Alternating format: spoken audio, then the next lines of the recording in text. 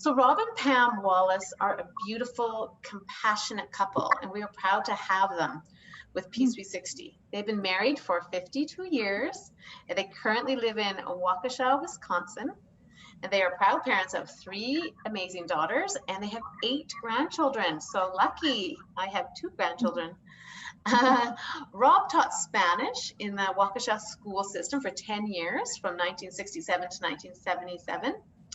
And for the past 40 years, he has been self-employed and is doing quite well in the pandemic, I think, because they were doing, I think, is it blinds? We're helping, and people are outdoors more. And so that's a good thing. Some businesses are doing well. Pam taught elementary school in her early 20s and went on to become a nurse and served cancer and hospice patients for 17 years. That's incredible. She's an active member of her community, volunteering at her church and at James Place, where she provides compassion and real listening to people who are struggling with mental illness. So welcome. I'm really excited to hear from you guys. Why, thank you. All right. Go ahead, Rob. All right. Well, Pam and I didn't know what to expect when we said yes and accepted the responsibility to help Chris and Angel begin their adventure of living in the USA. We began sharing our lives with them in October 2013.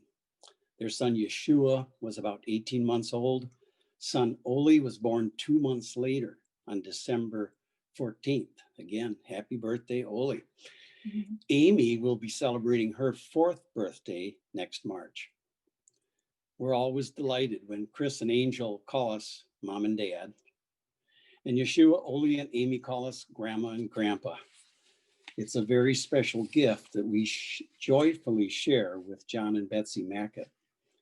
Needless to say, there have been stressful challenges, but we know that we will be eternally grateful for the rewards we're given for accepting this parenting role. For all of us, 2020 has certainly been an emotionally taxing year. The mental burdens of dealing with the political biases, all the distress and uncertainties inherent in the pandemic, and all of the economic ramifications resulting from the need to basically shut things down, all that coupled with the unceasing turmoil due to racial divisions and the injustices that we seem to witness on a daily basis. I enjoy watching NFL football, and it's impossible not to see all of these challenges of our present reality. The basically empty stadiums with the piped-in crowd noise, the mandatory face masks, and the thought-provoking statements on the field and on many players' helmets. In the end zones, we see the plea, end racism, and the obvious prerequisite that it takes all of us. So, what will it take? What should I do? Well, I would emphasize the many blessings that could be resulting from how we individually and jointly choose to deal with these trying times. What are some of those choices? Well, Peace 360 initiative affords many positive opportunities for us to recognize and share our individual giftedness with others who have come to realize that the eternal joy and secret of living is giving. How can we not be openly thankful for the unprecedented, unmitigated success of multiple vaccines that can and will save us from this worldwide COVID pandemic? On Friday, our vice president, his wife, and many others displayed their trust and got vaccinated. I choose to believe what he stated after being vaccinated. Quote, "We will get through this, and we will heal our land." The possible mitigation of the many inequalities basically begin with how we individually and then collectively choose to react. So, what should I do? Let's consider what the poet George Eliot wrote over 150 years ago. Count that day lost.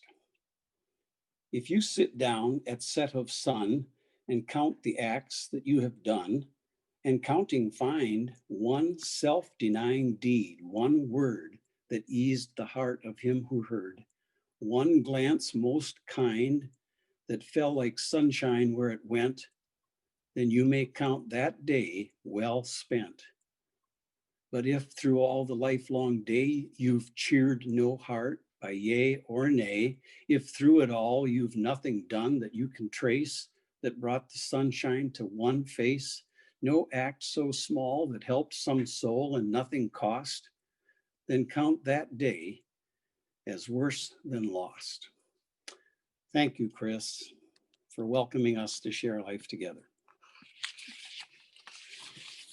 Okay, and as for me, I'm 73 years old, and I'm going to give you just a little bit of my personal story that goes back over at least 60 years that I hope is an encouragement to all you mental health workers, and to see how times may have changed over these last 60 some years.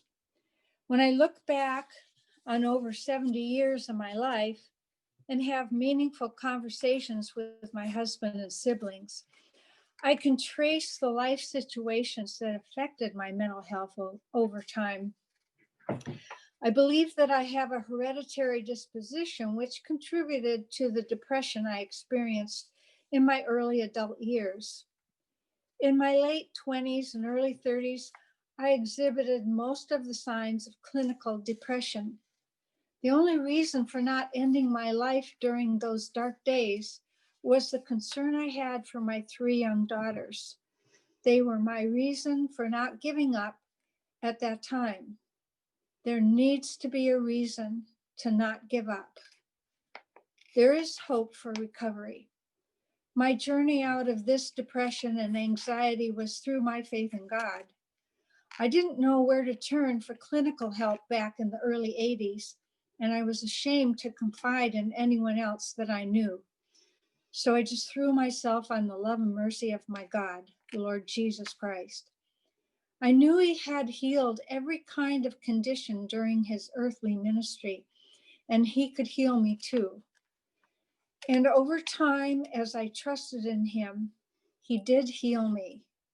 After several years, I did talk to my doctor about my condition, and she put me on a mild antidepressant, which I have continued with to this day, that has helped me reach and maintain a satisfying level of contentment and happiness. A couple nights ago, there was a piece on PBS NewsHour about childhood trauma. And it got me thinking about my childhood that led to my adult depression. It reminded me about the importance of dealing with childhood trauma and psychological pain at a young age. We cannot wait until they are adults to deal with their issues. I also watched the interview that Jane Smith had with Michael Larson the other day. Michael was talking about the great need for good parenting and describing what it looks like. What he described was exactly what I missed growing up and would have been so important to me over most of my life.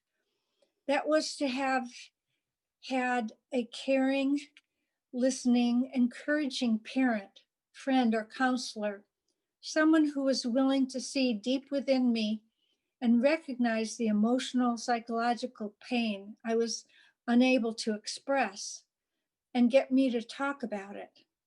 Someone who wasn't afraid to tackle it head on with me. That's where your training and compassion come into play. As professional or lay people who have compassion for others, we all can contribute to the mental well-being of those who are suffering. We can provide encouragement and hope to others. And I give you this as for those of you who are young, looking back from someone who's older, there is hope and mental illness can be overcome.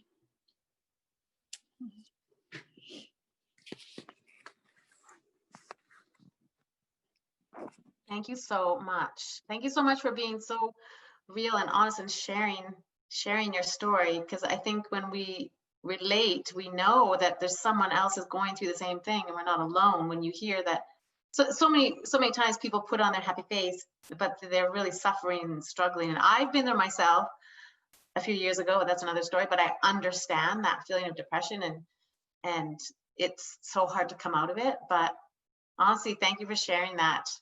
The world would it would be so sad. You're so needed in the world, and what you contribute, and you're making such a difference, and it's incredible.